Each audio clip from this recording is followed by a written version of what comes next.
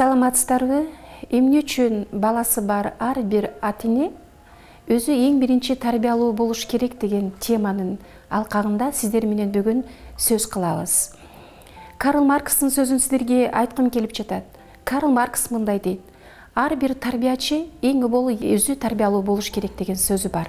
Демек, ата-эне болобу, тарбиячы болобу, мектепте мугалим болобу, эң биринчи өзүбүз тарбияны өзүбүздөн башташыбыз керек. Элибизде мындай сөз бар: бала уяда эмнени көрсө, учканда ошону алат деген элибиздин накыл сөзү бар.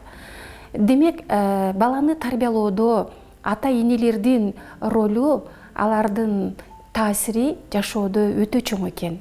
Албетте бул жерде биогенетикалык жакты, биз тукум-куучулук жакты дагы сөз түрдө эске алышыбыз керек. Эми бирок канчалык биз аракет кылбайлы, бала тарбиялоодо көпчүлүк ата-энелер каталарды көрсө жаңылыштыктарды кетирип коет экенбиз. Эми сиздерге мен айтайын дегеним, эң эле ошол биз кетирген жаңылыштыктардын ичинен негизгилерине гана токтоло кетсем.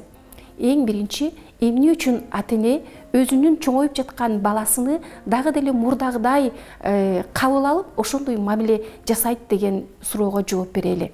Бүгүнкү күндө эгер мындай статистикалык маалыматтарга таяна турган болсок, көпчүлүк эле ата-энелер, айрыкча мен бардыгы демекчи эмесмин, көпчүлүк ата-энелер ата-эне болууга али даяр эмес. Жада калса балдар келип туруп жөнөкөй гана суроолорду бергенде, кээ бир ата-энелер ошол суроого жооп берүүдөн кыйналышат. Кандай туура жоопту бериш керек? Же болбосо кандайдыр бир жоопторду айтып, алдоо иретинде биз жоопторду айтып кутулганга аракет кылабыз. Ошондой болсо дагы, мисалы сиздерде суроо пайда болушу мүмкүн да. Биз илгери эч кандай ата-эне болууга атайын билимдердин кереги жок эле, балдарды тарбиялап келгенбиз го деген суроолоруңуздар, ойлоруңуздар пайда болушу мүмкүн. Албетте, ал ойлогондоруңуздар туура. Илгери биз Союз учурунда, Советтер Союзу учурунда биз үй бүлөдө чоң үй бүлө болуп жашаганбыз. Биздин үйдөгү өсүп жаткан балдарыбыз ошолорду карап туруп эле, ошолорду көрүп туруп эле, ошолордун кандайдыр бир тарбиялык мааниси бар өтө жакшы сапаттарды алганбыз да. Эми бүгүн өзүңүздөр билесиздер, баарын жакшы түшүнөсүздөр. Жаш үй бүлөлөр үйлөнөрү менен эле башкошор менен өз алдынча жашоого өтүп баратат дагы. Ал жерде бала тарбияны ала турган үй бүлө мүчөлөрүнүн саны өтө аз болгондуктан, баланын тарбиялоодо кайсы бир жакта өнүгүүсүндө, сапаттар өнүгүүсүндө чек жаралып калып атат да. Анткени баланын атасы эртең менен жумушка кетет, кеч келет, ошентип бала атасын бир эле жолу көрөт.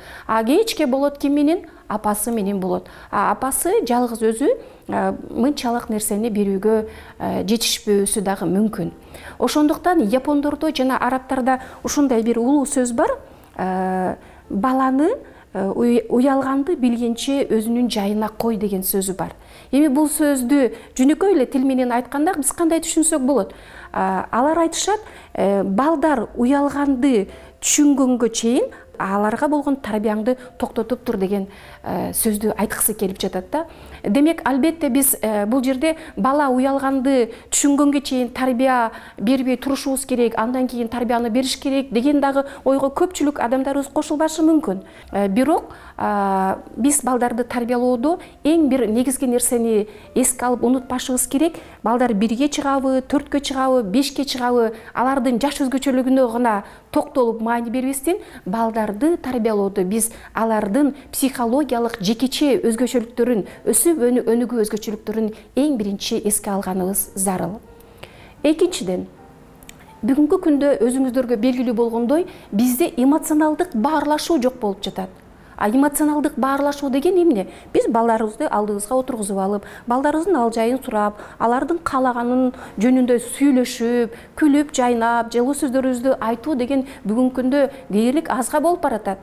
Канчалык биз аракет кылбайлы, өзүбүз ата-эне болуп туруп, ушул ата-энелер балдарды тарбиялоодо өздөрү социалдык тармактарда отуруп, балдарга ошол эмоционалдык баарлашууну өткөрүүгө убакытты туура бөлүштүрбөгөндүгү биздин күндө бүгүнкү чоң көйгөйлөрдүн бири болуп эсептелет. Баланы тарбиялоодо дагы биз ошол тарбиялоодо ушундай сөздөрдү ата-энелер колдонуп коебуз. Мисалы, турчу нары, оозуңду жап, отурба, ыйлаба, буту колуңду сындырып салам деген сөздөр менен тарбиялап колдонобуз. Бул нерсени эч кимибиз четке кага албайбыз, балдарга ушундай сөздөрдү айтабыз күнүмдүк турмушта. Бирок биз ушул бир негизги нерсени унутуп жатабыз. Ошондой сөздөрдү айтуу менен балдардын табиятындагы оң эмоциялардын жаралышына биз бөгөт коюп атабыз, тосук коюп атабыз дагы. Кийинки курактарда балдардын ушундай оң эмоционалдык сапаттарынын өсүүсүнө биз өзүбүз ата энелер чек коюп жатабыз. Ичинде кармап жатып, алар топтолуп отуруп, кийинки жашоосунда ден соолугуна өзүнүн терс зыяндарын тийгизип, жогоруда биз айткандай ар түрдүү оорулардын пайда болушуна себепчи болуп жатат.